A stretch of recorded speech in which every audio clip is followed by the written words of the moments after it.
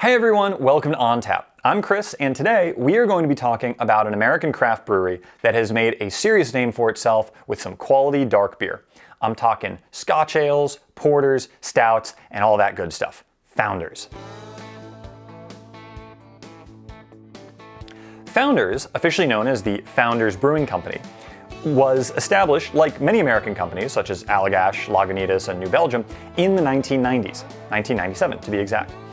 Co-founders Dave Engbers and Mike Stevens actually met when they were both college students at Hope College, Michigan, and they decided to go into business together and start a brewery. Now, like with many friends in their early mid-20s when starting a company, the fun and fantasy of success and wealth soon clashed with the very reality of, well, starting a business from scratch when you're in your early to mid-20s. Engbers and Stevens were in for a bumpy ride, to say the least. While they started the brewery and worked very hard at it, they weren't doing very well initially. And actually, after a couple of years, the company was very close to bankruptcy. The problem, as they described it, was they had focused on making beers that were not particularly noteworthy or that could stand out from growing competition in the American craft brew scene. They had a lager, a wheat beer, an amber ale, and so on. But none of these were selling very well. So what they did is they took a step back and they came up with this idea about making beer that they actually wanted to drink. So they started experimenting. And what they came up with was generally beers that tended to be dark, high in alcohol content, hard-hitting, and in some cases aged in whiskey barrels. The first one of these new types of beer, the Dirty Bastard, really turned the company around, and we will talk about that in a minute. In the words of Mike Stevens, quote, "Failure allows you to be reckless."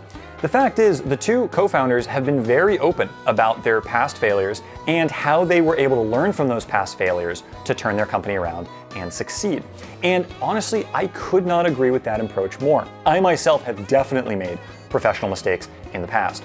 But if you can acknowledge your mistakes, learn from them, and then stick with whatever you're doing, you will come out that much stronger. Once Engbers and Stevens decided to make beer that was dark, high-octane stuff that, well, they would actually want to drink, the company really got going. The brewery, now located in Grand Rapids, Michigan, was able to establish a bit of a community and it became a very popular spot for locals. The company continued to expand, winning award after award over the next sort of 15 to 20 years. And in 2014, the co-founders actually sold a majority of the company to the Spanish beer company Mahou San Miguel. That basically gets us to where we are today. These days, Founders has really carved out a niche for itself in the market of what I can only describe as high-octane, hard-hitting, darker beer. Stouts, porters, Scotch ales, stuff aged in bourbon barrels, dark in color, high alcohol content, probably lots of malt.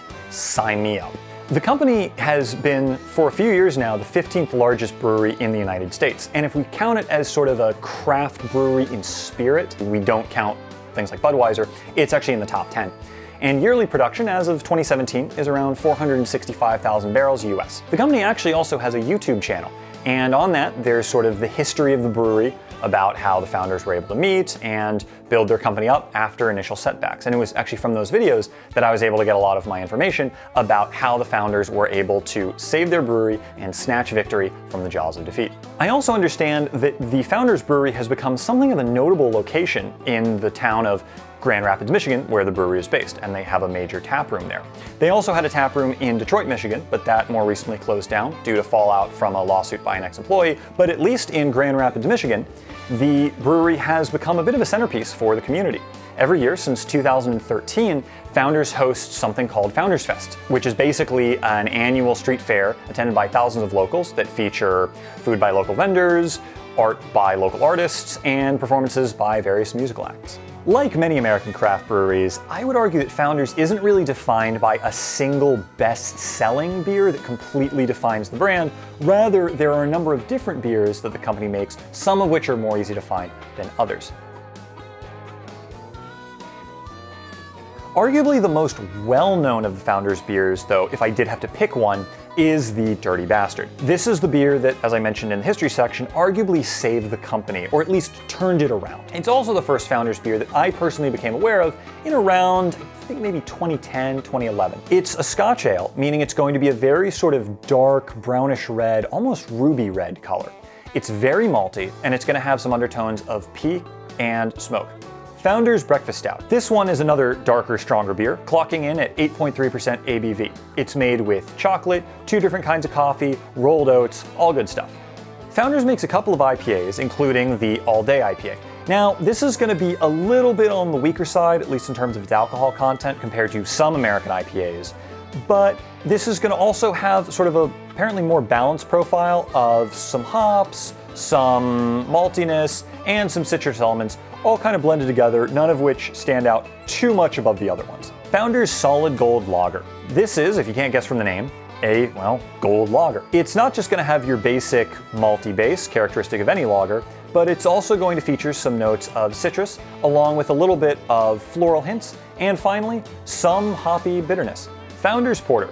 Now this is a porter rather than a stout. I'll talk about the difference between stouts and porters in a future video, but basically the general consensus is it has to do with the type of barley that's used in the brewing of the beer. Porters use malted barley and stouts use roasted barley, though apparently some other people claim even that's up for discussion. So I'm not really sure what's up with that. Last but not least, we'll be trying the KBS, or Kentucky Bourbon Stout.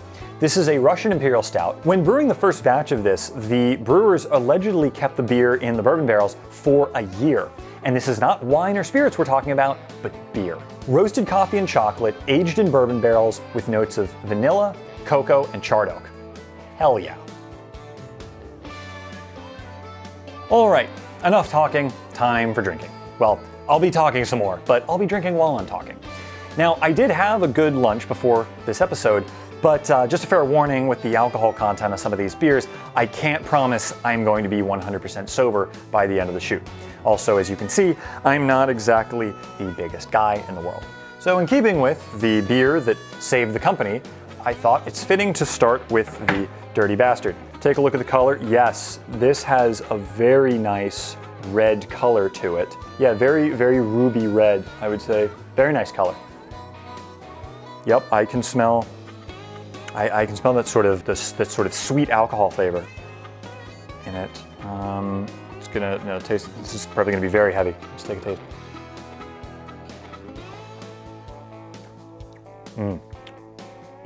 Yeah. Wow.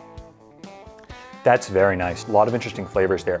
Definitely getting a lot of malt. I'm definitely tasting the alcohol too. It's also got kind of a sweet flavor. I don't know about the smoke and the peat. I'm getting sweet malt and alcohol and a very rich, sort of full flavor to it. This very heavy-bodied beer. It's very lovely. So that's the Dirty Bastard. Let's balance it out with something a little bit lighter. The Founders All Day IPA. So let's take a look at this. Yep, very pale color. Looks quite like a lager, actually, in a lot of its appearance. Yep, getting that classic sort of dry, floral, hoppy smell there. Let's take a little sip.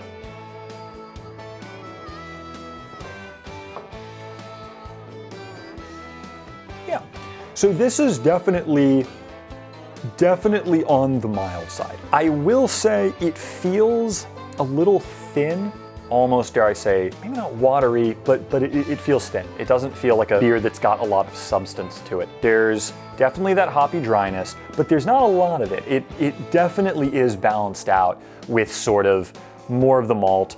You know, I would almost think of this as like a really hoppy lager. It's not quite a lager, it's more hoppy than that, but not by a whole lot. Continuing with the lighter beers in cans, we have the Solid Gold.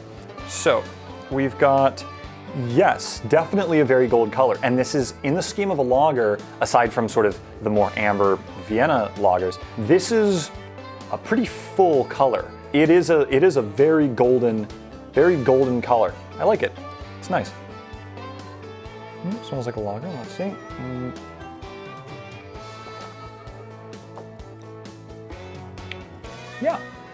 Yeah, that's not bad. And it has, as I was sort of wondering from the color, it has a little bit more body to it than I think a lot of lagers you'll normally drink. The flavor profiles are reasonably muted. Definitely, I'm getting kind of calming, malty grain feeling. There's maybe just a tad, but some kind of a citrus zest to this. Quite nice and very, very easy to drink. Moving on, we are going to go with the breakfast stout. All right, so this is, oh yes, so midnight black. Not a single ray of light is getting through this beer. Yep, I can get, there's some very strong roasted coffee. And again, this is the stout, so this is gonna be with the roasted barley. And as a result of that kind of roasted flavor, it's very common you're gonna have coffee along with that. So that sort of has that kind of bitter, you know, roasted, almost like coffee house flavor. Yeah, and I'm really getting that on this. Okay, let's take a sip.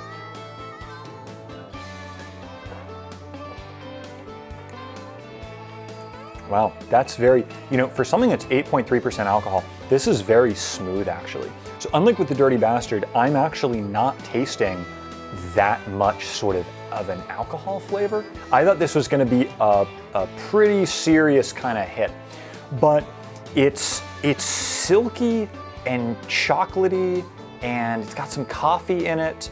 But what's also interesting is I would say that the coffee notes are actually stronger in the aroma and not so much in actually the palate, where I'm getting more of a chocolate flavor.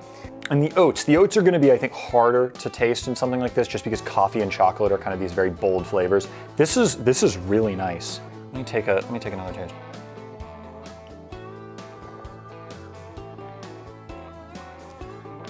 Okay, I don't know why this keeps happening.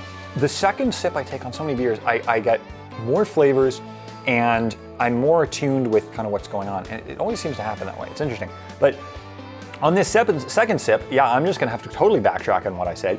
I'm definitely tasting more coffee in this now. When they talked about it being a breakfast stout, it's the smoother 8.3% alcohol beer equivalent of a cup of black coffee in the morning. I really like this, very nice. Moving on, we have the porter. Let's see here. And again, same thing, just like the stout, this is inky black. Not a ray of light is getting through that. Let's see. Yeah, way less of sort of an obvious roasted coffee smell.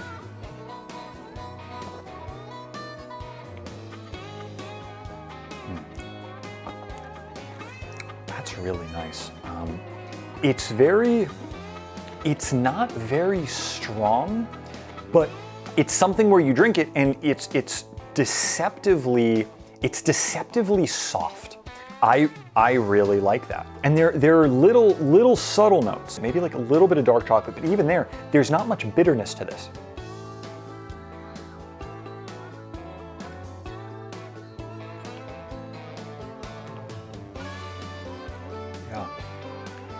Yeah. It's almost hard for me to describe the flavor profile because everything is so subdued, but it gives you just a great sensation from drinking it.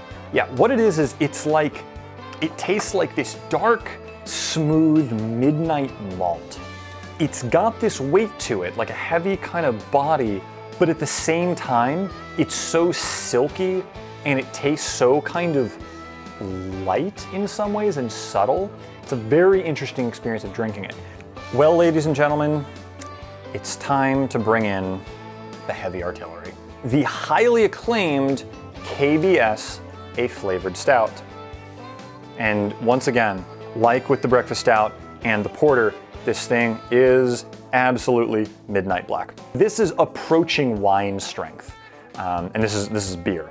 So, and I can really smell, oh yeah, the vanilla and the bourbon is coming through on this extremely strongly. Yeah, yep, okay.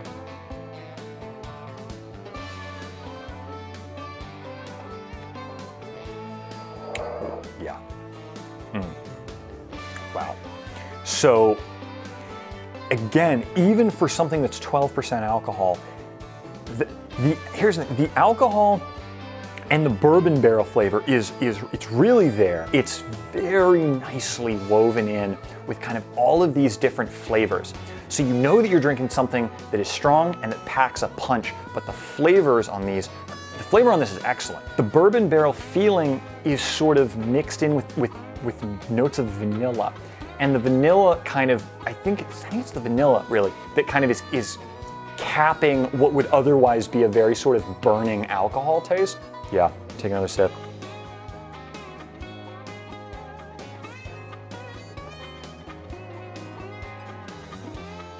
I'm also getting some chocolate on that second. And this is, I think, the most, and it could be the cocoa as well. This is, I think, the most chocolatey of the beers that I've had thus far. I mean, you really have it all with this. You've got chocolate, you've got vanilla, you've got that warming, burning feeling of bourbon. It's a wonderfully complex mix of all of these different heavy, strong flavors kind of melded together in a way that is just very, very delicious to drink. In last place, we've got the Founders All Day IPA. It's got a little bit of hoppiness. As I said, it's almost like a hoppy lager. The Solid Gold Premium Lager. As far as lagers go, this one is, it's pretty good. And I think what stands out the most for it is the fact that it's got a little bit more of sort of a solid foundation to it.